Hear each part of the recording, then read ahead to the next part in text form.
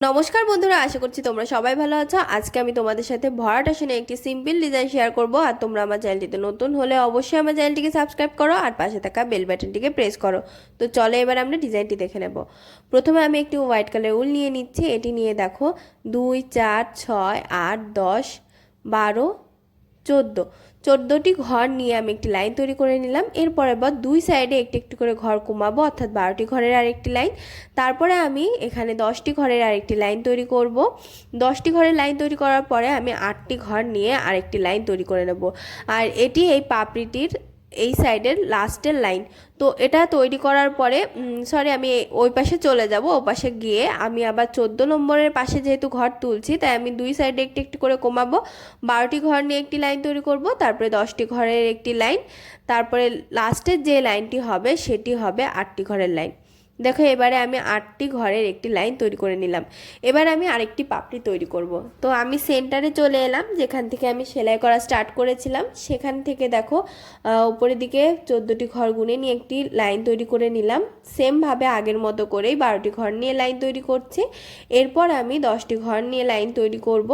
তো 10টি ঘরের লাইন তৈরি করার পরে আমি 8টি ঘরের একটি লাইন তৈরি করে নেব। তো এভাবে করে তোমরা মোট 4টে পাপড়ি তৈরি করে নেবে। দেখো একটি সাইড কমপ্লিট করার পর আমি অপর সাইডে চলে এলাম। এখানেও আমি সেমভাবে সেলাই করে নেব।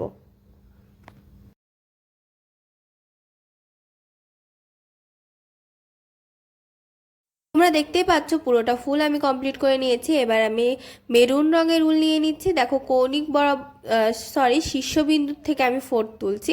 4 তুলে কৌণিক বরাবর আমি লাইন তুলে প্রথমে এই সাইডটি কমপ্লিট করে নিচ্ছি।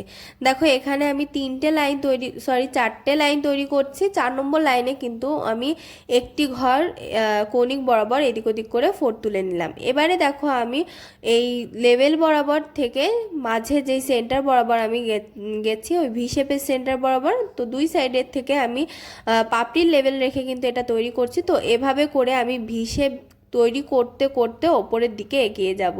তো এই ভি শেপ করার সময় কিন্তু এক একটি করে ঘর কমছে আর একদিকের কিন্তু লেভেলটি সমান থাকছে। তো এভাবে সেলাই করতে করতে করতে তোমরা সামনের দিকে এগিয়ে যাবে। দেখো আমার মাঝের অংশটুকু প্রায় কমপ্লিট হয়ে গেছে, মাঝপথে চলে এসেছি। এবার আরেকটু অংশ বাকি আছে, তো এটুকু কমপ্লিট করে নেব। তো সেমভাবে দেখো আমি ভি শেপ তৈরি করতে করতে যাচ্ছি। ভি শেপগুলো কিন্তু আস্তে আস্তে ছোট হয়ে যাচ্ছে, কারণ নিচের দিকে কিন্তু একটি করে ঘর সংখ্যা কমছে আর উপরের দিকে কিন্তু লেভেলটি সবসময় সমান থাকছে।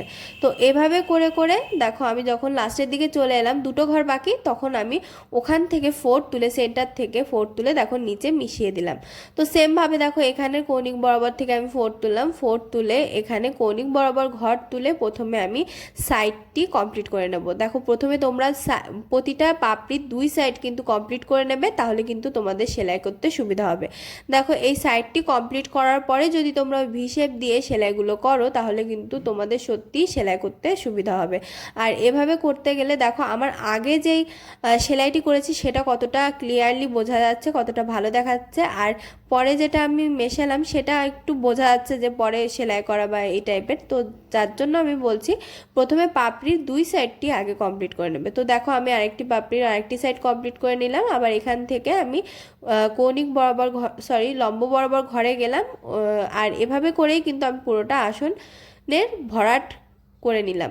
তো এটা করার পরে দেখো সেন্টারে আমি শুধু অরেঞ্জ কালার উল দিয়ে একটি ক্রস চিহ্ন তৈরি করে নিচ্ছি। তোমরা এভাবে করে পরপর ফুল সাজিয়ে পুরোটা আসন কমপ্লিট করে নেবে।